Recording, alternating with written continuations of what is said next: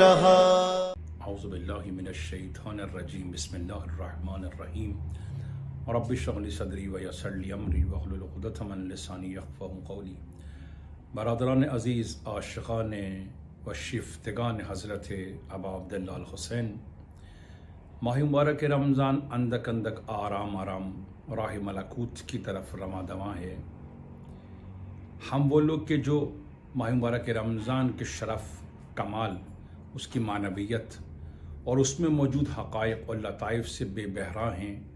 ڈر ہے اس بات کا کہ ماہ مبارک رمضان سرعت کے ساتھ، تیزی کے ساتھ ملکوت اعلیٰ کی طرف پرواز کر جائے، اور جو خزانہ الہی اور جو دفین خزانے قرآن اپنے ساتھ اور بالخصوص ماہ مقدس رمضان اپنے ساتھ لایا ہے، ان خزانوں سے ہم اس طرح استفادہ نہ کر سکیں جو ائمہ معصومین ہمارے لیے چاہتے ہیں۔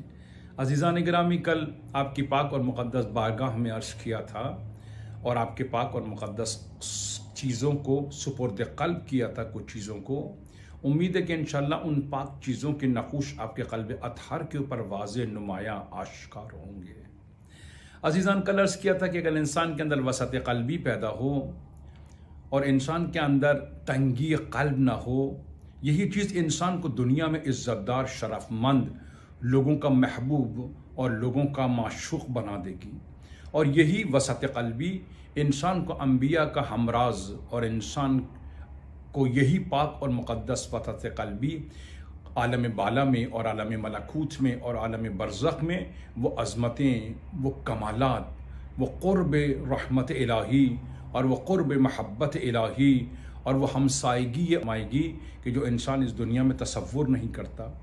خدا جانتا ہے وسعت قلبی ایک انسان سالم، رشید کے وجود کے اندر متلجی ہوتی ہے تو خود اس کے اندر کمالات سے، خدا سے، اولیاء سے، انبیاء سے اور تمام عظمتوں سے اس کے ساتھ ایک خاص ربط و ضبط، محبت، مودت پیدا ہوتی ہے۔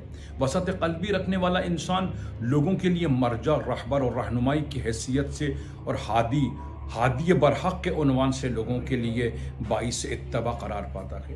وہ لوگ کہ جن کے اندر وسعت قلبی ہوتی ہے، وہ مشکلات، مصائب اور پریشانیوں سے ان کا واسطہ کم ہی پڑتا ہے، کیونکہ وہ ہمیشہ اپنے باطن کے نگہبان ہیں، اپنے ظاہر کے نگہبان ہیں، اپنے اعمال پر ان کی ایک کڑی نگاہ ہے۔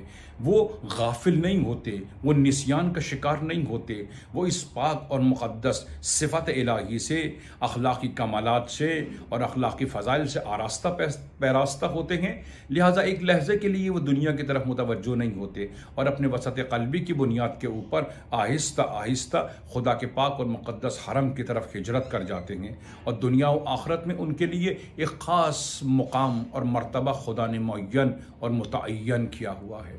وسعت قلبی رکھنے والا انسان لوگوں کے لیے ایک شرف مند، ایک مقام شرف مند، ایک مراتب اعلیٰ حاصل کرنے والا شخص ہے۔ خدا جانتا ہے یہ وسعت قلبی ایک کسبی صفت ہے۔ انسان چاہے حقائق کو کسب کرے، فضائل کو کسب کرے، سعادت کو کسب کرے۔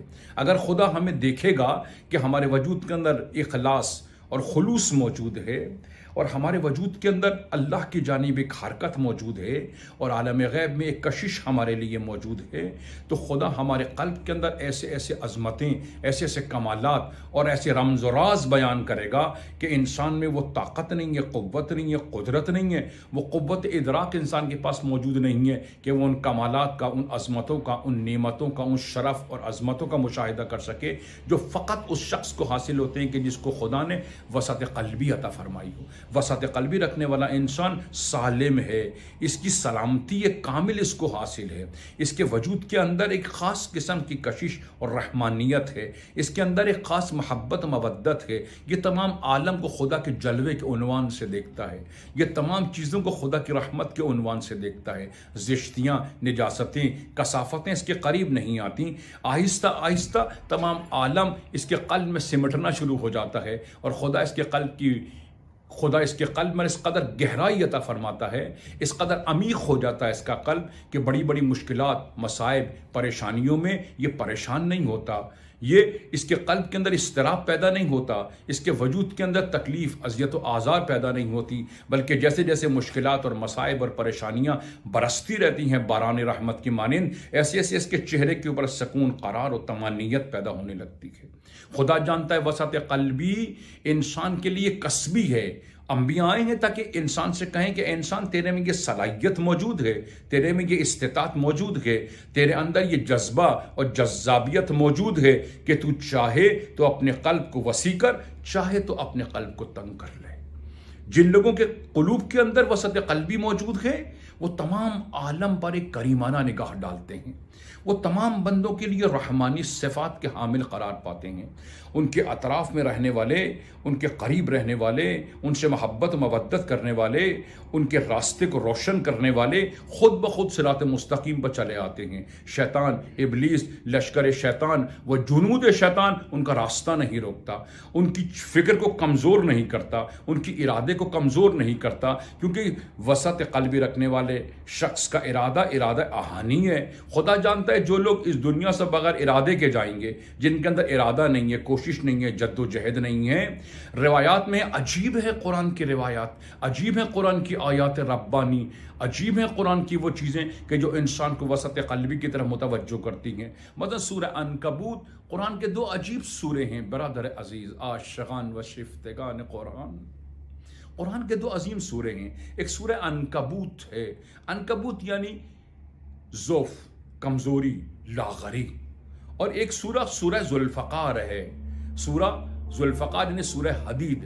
روایات میں کہ پیغمبر فرماتے ہیں کہ تمہارے عقائد عنکبوتی نہ ہو، تمہاری گفتگو عنکبوتی نہ ہو، تمہارا راستہ عنکبوتی نہ ہو، تمہاری فکر عمیق و عنکبوتی نہ ہو، تمہارا ارادہ الہی ہو، اور تمہارے ارادے کے اندر عنکبوتی چیزیں ظاہر نہ ہوں، بلکہ تمہارے عقائد ذوالفقاری یعنی عقائد حدیدی ہوں۔ قرآن کے ایک سورے کا نام سورہ حدید ہے۔ روایات میں کہ سورہ حدید کی جلوہ گری اور سورہ حدید کی معنویت اور سورہ حدید کا باطن وہ ذوالفقار ہے کہ جو خدا نے آسمان ملکوت سے اتاری اور دست ید اللہ کے سپرد کی۔ ضروری ہے کہ انسان کی عقل حدیدی ہو، اس کی فکر حدیدی ہو، اس کا دیکھنا حدیدی ہو، اس کے وجود کے اندر اخلاق حدیدی ہوں، اس کے اندر عقائد حدیدی ہوں، اس کا راستہ حدیدی ہو، اس کا تمام چیزیں ذوالفقاری ہوں، اس کے عقائد ذوالفقاری ہوں۔ وہ ایک ایسی ذوالفقار کو اور فاجر لوگوں کے قلب پر پڑے اور وہ ہمیشہ کے لیے خدا کی وجود اور خدا کی نفرت و عداوت کا شکار ہو جائے۔ ذوالفقار عقائد اگر انسان کے ہاتھ میں ہو، اسی پاک اور مقدس عقائد کے ذریعے انسان حقائق کو بیان کرتا ہے، لطائف کو بیان کرتا ہے، نورانیت کو بیان کرتا ہے، زمین کے اوپر حق و حقیقت اور صدق۔ اگر اعتقاد ذوالفقاری ہوں تو شیطان کے وسواس و خناس اس کو راہ مستقیم سے برگشتہ نہیں کرتے، اس کے اندر وسواس و خناس کی آبیاری نہیں کرتے۔ کیوں؟ ایک انسان سلیم، ایک انسان سعید اور ایک انسان رشید کے ہاتھ میں خدا عقائد کی ذوالفقار عقائد اس کے ہاتھ میں دیتا ہے۔ اسی ذوالفقار عقائد سے وہ کفر و نفاق، نمائی، بت کدے کی بنیادوں کو لرزہ اندام کرتا ہے۔ ہم نے دیکھا ہے تاریخ میں جن کے ہاتھ میں ذوالفقار ہے وہ بت پرستوں پر پڑتی ہے، بت قدوں پر یہ ذوالفقار جب پڑتی ہیں تو یہی بت قدا اور یہی بت پرست لوگ ہمیشہ کے لیے ذلیل اور رسوا ہو جاتے ہیں۔ عزیزان گرامی، قرآن ہے ایک سورہ حدیدی اور سورہ ذوالفقاری ہے۔ بس اعتقاد ذوالفقاری ہوں، دیکھنا انسان کا ذوالفقاری ہو۔ اگر انسان کے ہاتھ میں ایک ذوالفقار حکمت ہو تو وہ بد اخلاقی کو پارا پارا کر دے گا، وہ کفر و شرک و نفاق کو پارا پارا کر دے گا، اس کے وجود کے اندر نورانی کیفیت پیدا ہوگی، اس کے اندر حقائق سے جذابیت اور کشش پیدا ہوگی، اس کے وجود کے اندر سکون و قرار و طمانینت پیدا ہوگا۔ سورہ فتح کے اندر منین لیزدادوا ایمانا مع ایمانہم وللہ جنود السماوات والارض، خدا فرماتا ہے کہ مومنین کے قلوب میں ایک نور موجود ہے، یہ نور ایمان ہے، یہ نور حکمت ہے، یہ نور علم و حکمت ہے، یہ نور پاک اور مقدس اخلاق کی جلوہ گری ہے جو اس کے وجود کے اندر نور کی شکل میں موجود ہے۔ خدا ایسے پاک اور مقدس شخص کہ جس کا دل پاک ہو، جس کا دل صاف ہو، جس کا شیشہ یہ نفس سورج شخص کہ جس میں وسعت قلبی موجود ہو، کہ جس کے اندر عقل و دانائی موجود ہو، جس کے اندر خیرت مندی موجود ہو، کہ جس کے اندر حکیمانہ فیصلے کرنے کی طاقت موجود ہو، جو سست اور کاہل نہ ہو۔ اس سورہ عنکبوت کی آخری آیت عجیب و غریب لطافت کی حامل ہے۔ اس کے اندر ایسے ایسے لطف و کرم اور ایسے ایسے رمز و راز موجود ہیں کہ اگر انسان غور کرے، فکر کرے، تدبر کرے، کس تدبر سے؟ جو پاک ہو، جو ناب ہو، جو طاہر ہو، جو مطہر ہو۔ اگر انسان ایک ایسی فکر سے ان عالم پر غور کرے، اس عالم کی خلقت پر غور کرے، اللہ کی موجودات اور اللہ کی مخلوقات پر غور کرے، خدا جانتا ہے کہ انسان کو خدا کہاں سے کہاں پہنچانا چاہتا ہے۔ سورہ عنکبوت کی آخری آیت خدا کیا فرماتا ہے؟ بسم اللہ الرحمن الرحیم والذین جاہدون فینا لنہدینہم سبلا۔ خدا فرماتا ہے کہ اگر میں تمہارے اندر حرکت و عمل کو دیکھوں گا، سستی اور ارادے کو مضبوط دیکھوں گا، تمہاری نیت کو خالص اور تمہارے وجود کے اندر اخلاص کا مشاہدہ کروں گا، پھر تمہیں دیکھوں گا کہ تم حالت مجاہدہ میں ہو، تم حالت تہذیب و تمدن میں ہو، تم حق و حقیقت کی طرف رواں دواں ہو، تم صراط مستقیم کی طرف اپنے آپ کو اس کا رخ کیے ہوئے ہو، اور صراط مستقیم اور مسیر حق کی طرف تمہاری توجہ زیادہ ہے۔ خدا فرماتا ہے کہ اگر میں تمہیں جدر میں دیکھے، وسعت قلبی کے ساتھ دیکھے، برے اور نجس بدکار یعنی اخلاق رذیلہ سے ہمیں پاک دیکھے اور اخلاق فاضلہ سے ہمیں مزین مطہر دیکھے، تو خدا کیا کرے گا؟ والذین جاہدون فینا لنہدینہم سبلا۔ پھر خدا عالم غیب کے پردے ہمارے سامنے سے ہٹا دے گا۔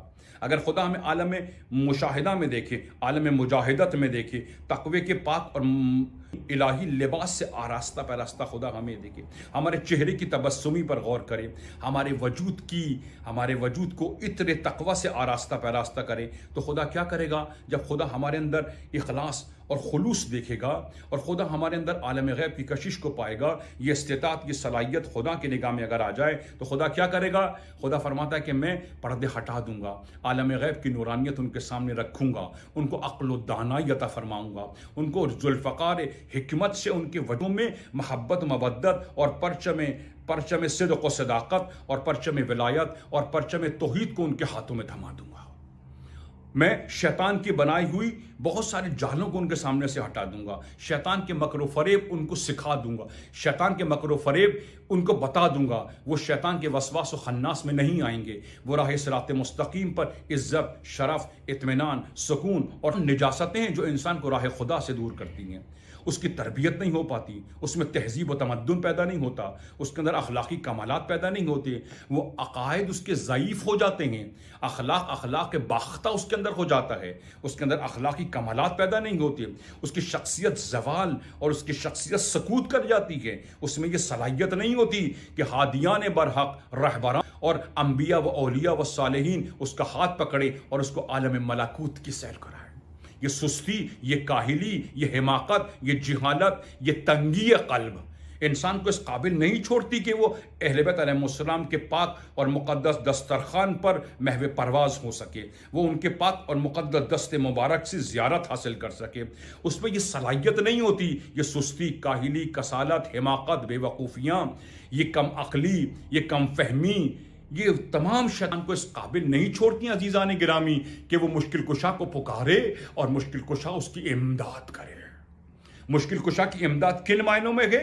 مشکل کشا آئیں تاکہ ہمیں ذہین بنائیں، ہمیں عاقل بنائیں، ہمیں سمجھدار بنائیں، ہمیں یہ عقل و دانائی کی تعلیم عطا فرمائیں تاکہ کفر، شرک اور ہر قسم کی نجاست ہم سمجھ لیں، ہمارے اندر ایک حکمت ذوالفقاری پیدا ہو تاکہ ہم شیطان کے بنائے ہوئے نظام کے جان سکیں، تاکہ فاسق اور فاجر لوگ ہم پر حکومت نہ کریں، ہمیں کٹپتلی نہ بنائیں، ہمارے وجود سے استفادہ نہ کریں، اور ایسا نہ ہو کہ ذلیل اور فاسق اور فاجر لوگ ہمارا ہاتھ پکڑیں اور ہم انبیاء اور اولیاء کے مد مقابل جا کر کھڑے ہو جائیں۔ یہ دردناک تاریخ ہمارے سامنے موجود ہے، ہم نے دیکھا ہے شمر کل کہاں تھا، آج کہاں۔ شمر کی ہوا و ہوس نے، شمر کی نجاست نے، شمر وسط قلب نہیں رکھتا تھا، تنگی قلب کا شکار تھا، وہ اخلاق فاضلہ نہیں رکھتا تھا، اس کے اخلاق، اس کے عقائد حقہ نہیں تھے، اس کا عمل صالح نہیں تھا، وہ سعید، رشید اور نجیب انسان نہیں تھا، اس کے وجود کے اندر تربیت، تہذیب نفس نہیں ہوئی تھی۔ بالآخر کیا ہوا؟ شیطان نے اس کا ہاتھ پکڑا اور سرچشمہ قدرت کے مقابلے میں اس کو کھڑا کر دیا، اللہ کے نور کے مقابلے میں اس کو کھڑا کر دیا۔ ہمیشہ کی ذلت اور رسوائی، ہمیشہ کہ پہچان سکتا ولی خدا کدھر ہے، ولی شیطان کدھر ہے۔ اس نے ولی خدا کو چھوڑ کر اولیاء شیطان کی اتباع کی، نور الہی کو چھوڑ کر شیطان کی کثافت میں اپنے وجود کی کشتی کو شیطان کی نجاست میں غرق کر دیا۔ ابن ملجم کون تھا؟ رکوع، سجود و قنوت و قیام و شب زندہ داری کرتا تھا، مگر عاقل نہیں تھا، شخصیت کو پہچان نہیں سکا، حقائق کو درک نہیں کر سکا، اس کے وجود میں یہ صلاحیت نہیں تھی کہ حق کو حق کی طرح دیکھے، باطل کو باطل کی طرح دیکھے۔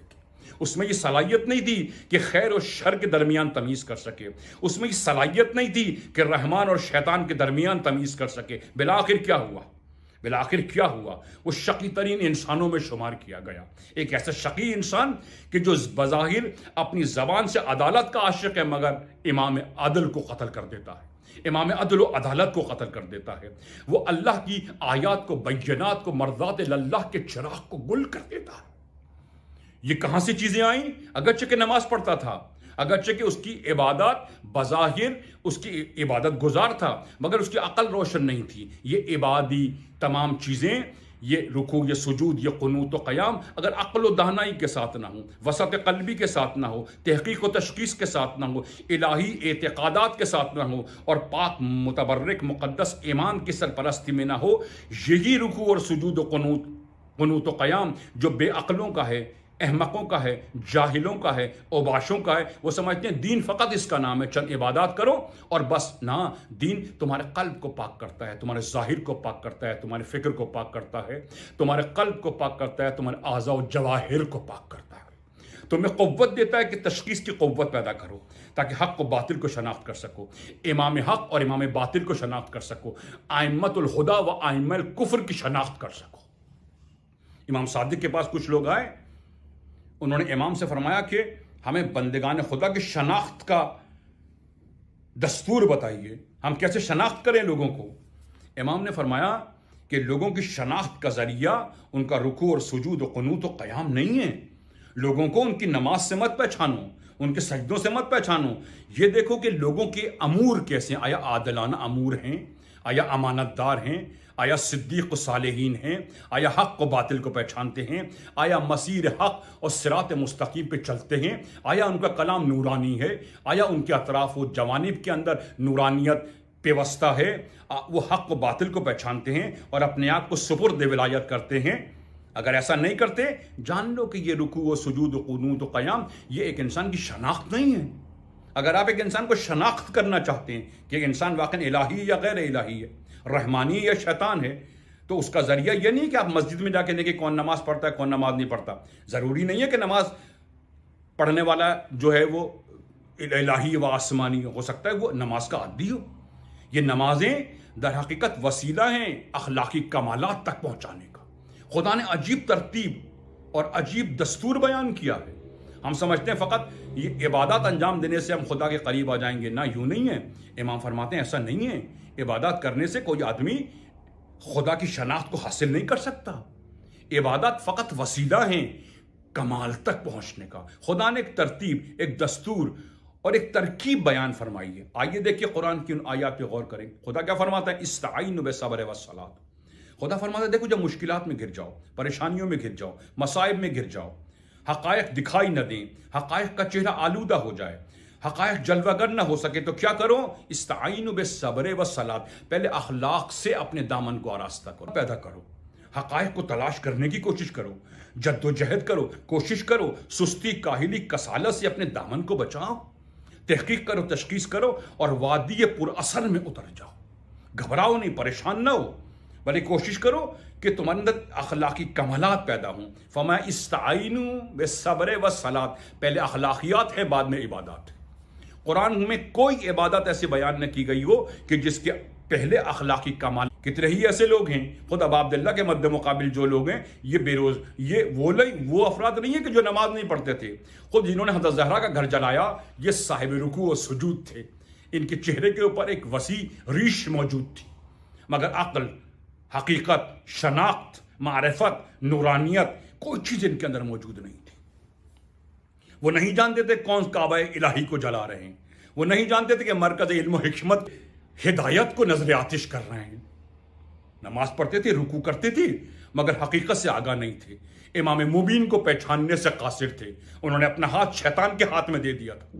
ان کو نہیں معلوم تھا کہ وہ اللہ کو شناخت نہیں کر پائے، رسول اللہ کو شناخت نہیں کر پائے، نور خدا کو شناخت نہیں کر پائے، اللہ کے اسما کو شناخت نہیں کر پائے، اور مقدس اعمال کو سمجھنے سے قاصر ہیں، افعال توحیدی نہیں جانتے، ذات توحید سے آشنا نہیں ہیں، ان کے اندر اسماء توحید کی جلوہ گری نہیں ہے، نہ خدا کو پہچانتے نہ اسماء خدا کو پہچانتے، نہ رحمانیت کو جانتے ہیں نہ رحمان کو پہچانتے ہیں۔ یہ کون لوگ تھے؟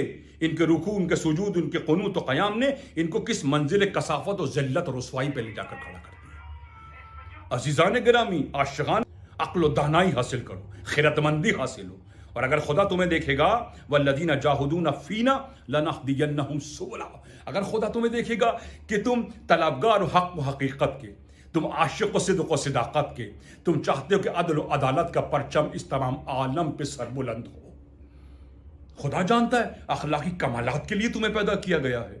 پیغمبر اخلاقی کمالات پیدا کریں، تمہاری فکر کو فکر ناب اور فکر مطہر کریں، تمہارے اعضاء و جواہر کے اندر نورانیت پیدا کریں، تمہارے قلب کے اندر وسعت قلبی پیدا کریں، تمہاری عقل کو دانائی کے شراب سے، روحانیت سے، معنویت سے اس اونچے کمال پہ لے جائیں کہ تم دنیا میں رہتے ہوئے آخرت کا مشاہدہ کر سکو، دنیا میں رہتے ہوئے تم برزخ کی جلوہ گری تمہارے سامنے ہو سکے، خاک پر رہتے ہوئے افلاک کا مشاہدہ کر سکو۔ انبیاء ہیں تاکہ تم حقائق کو نور کسبی ہے، اہل بیت علیہ السلام کی ولایت کسبی ہے، اس کو کسب کرنے کی صلاحیت حاصل کرو۔ یہ نور کو کسب کرنے کی صلاحیت کن لوگوں میں ہوتی ہے؟ جن کا باطن پاک ہے، جن کے اعضاء و جواہر میں نورانیت ہے، جو عقل و دانش اور جن کی عقل حقیقت رسان ہے، حقائق تک پہنچ جاتی ہے، جن کی عقل ہوا و ہوس کے رخ پہ نہیں ہے، جن کی عقل واقعاً، یوں تصور مت کرو ماہ مبارک رمضان آیا ہے، چند نمازیں پڑھی اور کہا الحمدللہ ہم نے حق رمضان کو ادا کیا، نہ یہ نہ ہو، یہ حماقت ہے۔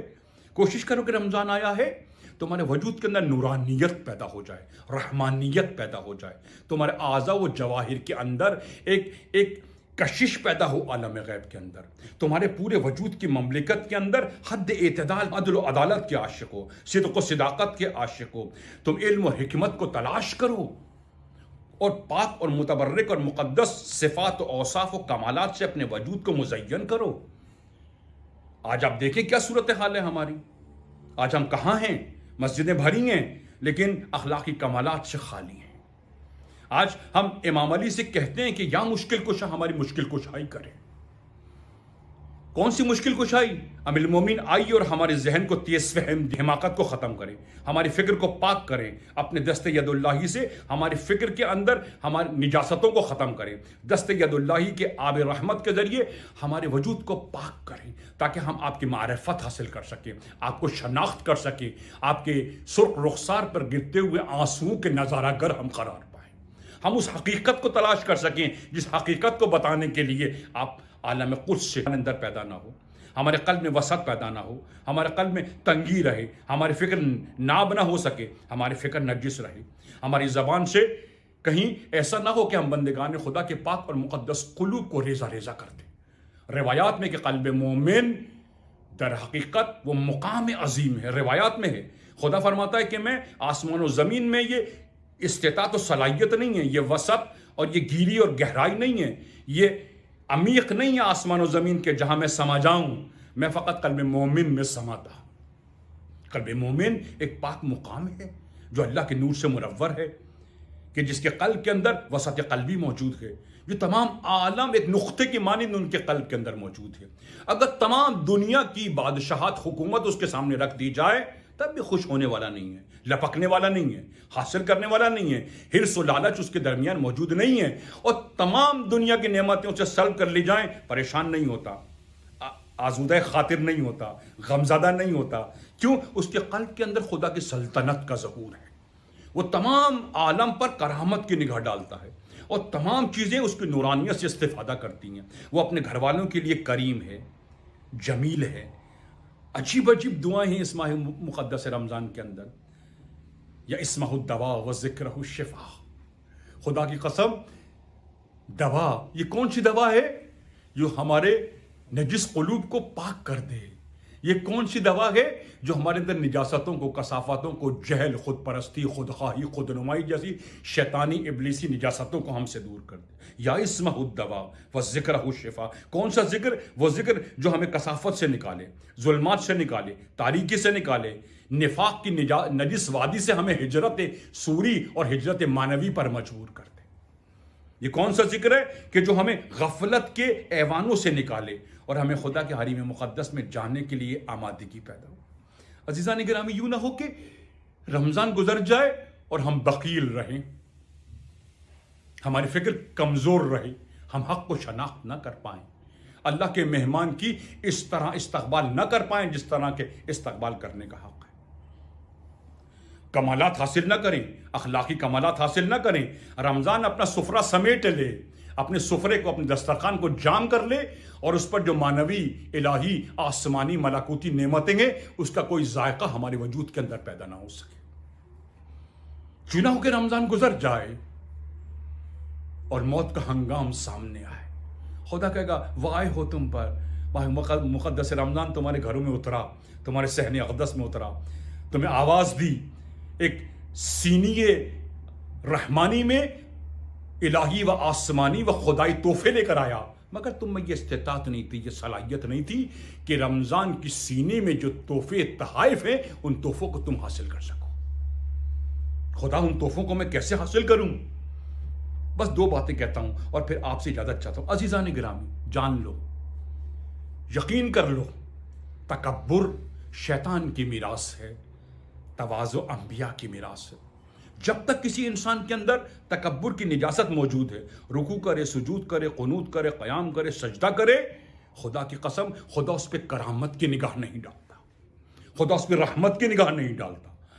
شیطان یہی تھا، شیطان رکوع و سجود و قنوت و قیام کرتا تھا، وہ قیامت سے آگاہ تھا، اللہ کی توحید کا قائل تھا، لیکن مطیع فرما بردار نہیں تھا. اس کے اندر تکبر تھا. اس نے جب آدم کو دیکھا تو کیا کہا؟ انا خیر منہم، میں اس سے بہتر ہوں. خدا کی قسم یہ غرور، یہ تکبر، یہ خودخواہی، خودنمائی وہ نجاستیں ہیں جب تک قلب کے اندر موجود ہیں. محبت اہل بیت پیدا نہیں ہو سکتی ہے، اطاعت اہل بیت پیدا نہیں ہو سکتی ہے، شناخت اہل بیت پیدا نہیں ہو سکتی ہے، معرفت اہل بیت نہیں پیدا ہو سکتی. پروردگار یوں نہ ہو کہ رمضان گزر جائے اور حسرت و نا امیدی کے ساتھ میں یہاں رہ جاؤں. پروردگارا، اے ہادی برحق، اے یوسف زہرا، ایک کرم کرامت، ایک نظر لطف و احسان ہمارے قلب پہ ایک نگاہ کریں تاکہ قلب ہمارا نورانی ہو جائے. ہمارے ذہن پہ نگاہ کریں تاکہ تیز فہم ہو جائے، حقائق کو کسب کرے، حقائق سے لذت حاصل کرے. عزیزان گرامی، اندک اندک وقت گزر رہا ہے، فقط ایک امید ہے. یا صاحب الزمانہ، اے یوسف زہر، اے نور حضرت حق، اے محور عالم، ایک نظر کرامت، ایک نظر رحمت. ابھی رمضان کی ابتدائی دن ہیں. عزیزان گرامی، صاحب الزمان سے راز و نیاز کریں، رات کی تاریکی میں خدا سے کہیں پروردگار تجھے اپنے نور برحق کا واسطہ ہے، تجھے صاحب الزمان کے قلب اطہر کا واسطہ ہے، ان کی روح پرفتو کا واسطہ ہے، ان کے اخلاق و کمال کا تجھے واسطہ ہے، ان کے علم و حکمت کا واسطہ، ان کے مقام و مراتب کا واسطہ. پروردگار صاحب الزمان کی برکت سے ایک نظر رحمت ہم پہ ڈال دے. شاید صاحب الزمان ایک کرامت کی نگاہ ڈالیں. ظلم، ستم، شرک، حماقت، بے وقوفی، نجاستیں اور شرط فرما ان کے وجود سے ہمارے قلب کو نورانی کر دے، ان سے محبت مودت ہمارے قلب کے اندر پیدا کر دے، عالم غیب سے کشش پیدا کر دے اور صاحب الزمان کے ایک نظر کرامت ہمارے وجود پہ ڈال دے. پروردگارہ، اپنی رحمت کا نزول فرما، ایک رحمت کی نگاہ ڈال دے اور صاحب الزمان کے قلب اطہر کو ہماری طرف متوجہ کر دے. والسلام علیکم ورحمۃ اللہ وبرکاتہ. زمان جان لے حیدر کی ذوالفقار ہوں میں، ہر ایک جری میرے جوہر کا مدح خوان رہا، میری امان سے جو نکلا وہ بے امان رہا. ہر ایک جری میرے جوہر کا مدح خوان رہا، میری امان سے جو نکلا وہ بے امان رہا.